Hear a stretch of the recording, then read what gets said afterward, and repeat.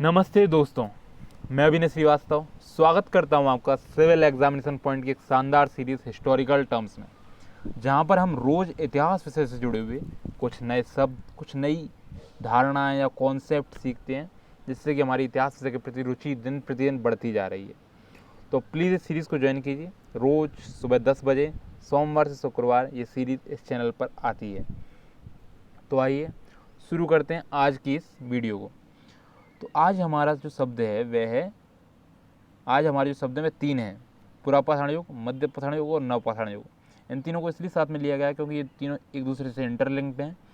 और यहाँ पर हम जो देखने वाले हैं आज इस वीडियो में कि ये तीनों क्या क्या हैं और इन तीनों में क्या भिन्नताएं हैं कि इन्हें हम एक समय से डिवाइड कर देते हैं, लगभग एक अंदाजन समय से। तो आइए शुरू करते हैं। तो जैसा कि यहाँ पर लिखा है, हम जिस काल के बारे में पढ़ रहे हैं पुरातत्वविदों ने उनके बड़े बड़े नाम रखे हैं। तो देखिए हुआ क्या कि हम जिस इतिहास की बात कर रहे हैं यानी कि पाषाण काल की, तो ये जो हमारा जाता है, अगर हम इतिहास को डिवाइड करते हैं तो 3 डिवीज़न होते हैं मेनली: प्राग ऐतिहासिक काल, आद्य ऐतिहासिक काल और ऐतिहासिक काल।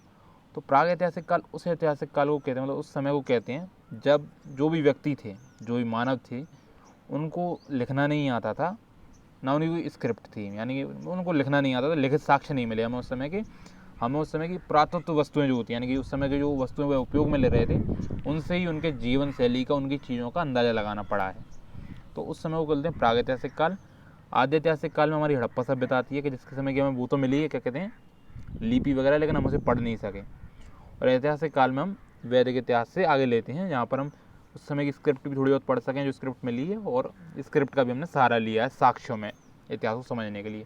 तो ये तो हल्का सा रिव्यू हो गया 3 चीज़ों का कि इतिहास को हम डिवाइड करें तो पुरातत्वविद, तो पुरातत्वविद वही होते हैं जो उस समय की वस्तुओं का अध्ययन करते हैं। जैसे कि जो वस्तुएं मिली, जैसे कि कोई सामान मिल गया, कुछ पत्थर मिले, कुछ नुकीली चीज़ें मिली, जो भी चीज़ें, कुछ रॉक पेंटिंग मिली, तो उनसे वे अंदाज़ा लगाते हैं। तो वो होते हैं पुरातत्वविद, और वो होती हैं पुरातत्व वस्तुएं। तो आरंभिक काल को वे पुरा पाषाण काल कहते हैं, यानी कि अगर पाषाण काल के भी शुरू की पीरियड को देखा जाए तो उसको बोलते हैं पुरा पाषाण काल। अब पुरा पाषाण काल क्या है? तो ये 2 शब्द, पुरा यानी प्राचीन और पाषाण यानी पत्थर, ठीक है। पुरा यानी प्राचीन, यानी सबसे प्राचीन जो है वो, और पाषाण यानी पत्थर, यानी कि पत्थर से बना है, मतलब 2 शब्द बनाए हैं उनने। तो ये नाम पुरास्थलों से प्राप्त पत्थरों के औजार को महत्व बताता है। जब हमने उस युग के नाम में पाषाण शब्द से फिट किया है, यानी कि पत्थर के शब्द को फिट किया है, तो ये बताना चाह रहा है कि उस समय में सबसे ज़्यादा जो इम्पोर्टेंट था मानव की लाइफ में वो पत्थर थे। उससे ही वे शिकार करते थे, यानी कि अपने जीवन की जीविका चला रहे थे, उससे वे खुद की रक्षा करते थे, और बाद में पत्थरों से ही उन्होंने आग जलाना शुरू किया। इस तरह उस समय पत्थरों का काफ़ी महत्व रहा था। इसलिए उस समय के हमने काल को पाषाण नाम से ही दिखाया है, कि इससे हम स्पष्ट कर रहे हैं कि उस समय पाषाण की, यानी पत्थरों की कितनी महत्ता थी।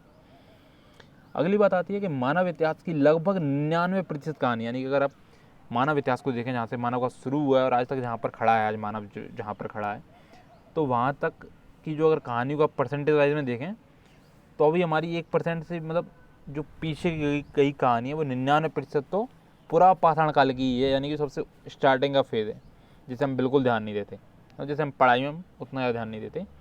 और जो आज तक की जो कहानी है वो 1%, मतलब अगर टाइम पीरियड में देखा जाए तो आगे मैं आपको टाइम पीरियड बताने वाला हूँ। तो ये आता है जिस काल में हम पर्यावरणीय बदलाव, हमने एक लाइन छोड़ दी, ठीक है, ये देखिए यहाँ पर जो थी इधर पे, कि पुरा पाषाण काल 20 लाख साल पहले से 12,000 साल पहले के दौरान माना जाता है, यानी कि सबसे पहले का काल है 20 लाख साल पहले, यानी कि आज से अगर देखा जाए तो आज से 20 लाख साल पहले, और उससे लेकर 12,000 साल तक, ठीक है, 12,000 साल पहले तक, तो उसको तो मानते हैं हम क्या, पुरा पाषाण काल।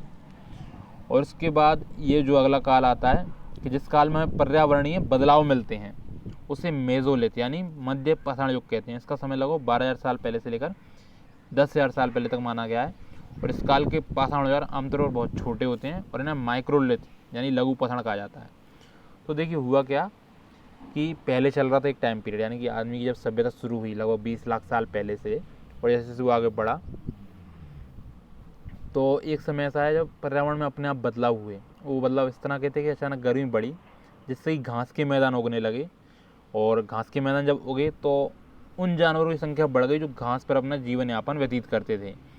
इस तरह से वो जानवर थोड़े कम हिंसक थे, तो मानव ने धीरे धीरे उनके पीछे जब गया मानव उनका शिकार करने के लिए, तो उसने उनकी हैबिट्स को समझ लिया कि ये तो इनको तो अपन रख भी सकते हैं, यानी कि इनका पालन भी कर सकते हैं। तो भविष्य में उसने पशुपालन करा। जब वो आगे नवपाषाण युग में पशुपालन करेगा, और जब उसी समय पर जो ऐसी फसलें होंगी थी घास वाली, उन्हीं में गेहूँ ज्वार बाजरा जैसी फसलें भी होंगी जो अनाज के रूप में हमारे लिए सामने आई।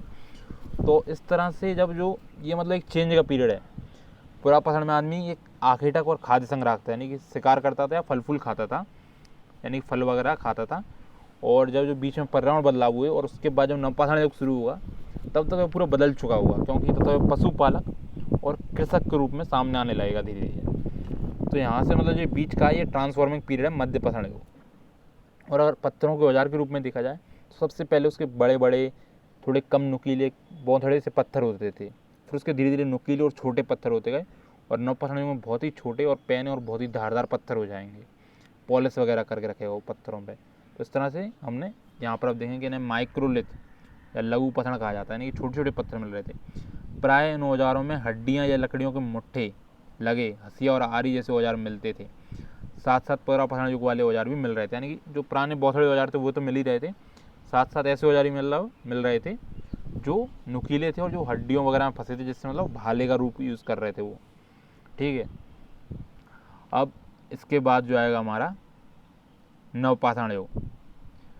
तो अगले युग की शुरुआत लगभग 10,000 साल पहले से होती है। इसे नवपाषाण युग कहा जाता है। नवपाषाण युग का क्या मतलब होगा कि वो हम अगले अध्याय में देखेंगे। जैसे ये बता रहे हैं कि नवपाषाण युग अगले अध्याय का चैप्टर है इनका एनसीईआरटी में। लेकिन मैं आपको बता दूं कि नवपाषाण युग में जो होगा वो ये होगा कि यह पशुपालक के रूप में उभरेगी मानव सभ्यता, और एक कृषक के रूप में उभरेगी, क्योंकि वो जो ट्रांसफॉर्मिंग पीरियड है वो निकलेगा, और इसके जो पत्थर होंगे नुकीले, वो शिकार को भी छोड़ेगा नहीं, खाद्य संग्रहण को छोड़ेगा नहीं, उन चीज़ों को भी लेगा, लेकिन कहीं ना कहीं इस पर भी अपनी जीविका को डिपेंड कर लेगा। तो इस तरह से अगर मैं इस पूरी चीज़ को समराइज़ करूँ तो लगभग 20 लाख साल पहले से लेके 12,000 साल पहले तक तो था हमारा पुरापाषाण युग।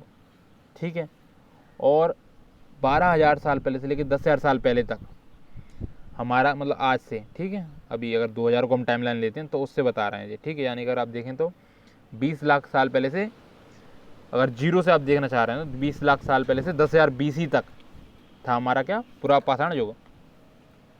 ठीक है, और 10,000 BC से हमारा 8,000 BC तक था हमारा मध्यपाषाण युग, और 8,000 BC से वर्तमान मतलब फिर उसके कुछ आगे समय तक, जब तक ये हड़प्पा सभ्यता वगैरह नहीं आई, वैदिक सभ्यता नहीं आई, तब तक हम मानते हैं उसे नवपाषाण युग।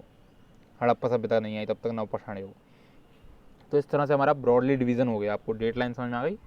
20 लाख से 10,000 BC, 10,000 BC से 8,000 BC, और 8,000 BC से 4,000 के आसपास लगभग मानते हैं हम इसको नवपाषाण युग को। तो एक सेकंड, तो ये जो डिवीज़न हुआ है, ये डिवीज़न जो है ये एनसीईआरटी में इसलिए किया गया क्योंकि देखिए एनसीईआरटी वालों ने इसको 2000 से टाइमलाइन मांगा है, इसलिए मैंने आपको थोड़ा BC के टर्म में करके बता दिया। और इस तरह से हमारा पूरा लेक्चर कंप्लीट हो चुका है, और इसकी चीज़ें पूरी समझ में आ चुकी होंगी आपको लगभग कि पुरापाषाण में वो किस तरह का जीवन यापन कर रहा था, मध्यपाषाण में बदलाव आए, और इससे नवपाषाण युग में कुछ अलग ही बनकर आ गया। तो यहाँ पर मैंने आपको काफ़ी कुछ क्लियर कर दिया है। अगर कोई प्रॉब्लम रहे, कन्फ्यूज़न रहे तो ज़रूर कमेंट सेक्शन में डालिएगा, और अगर वीडियो पसंद आए तो वीडियो को लाइक शेयर और चैनल को सब्सक्राइब कीजिए, और सीरीज़ को ज़रूर ज्वाइन कीजिएगा। ठीक है, धन्यवाद।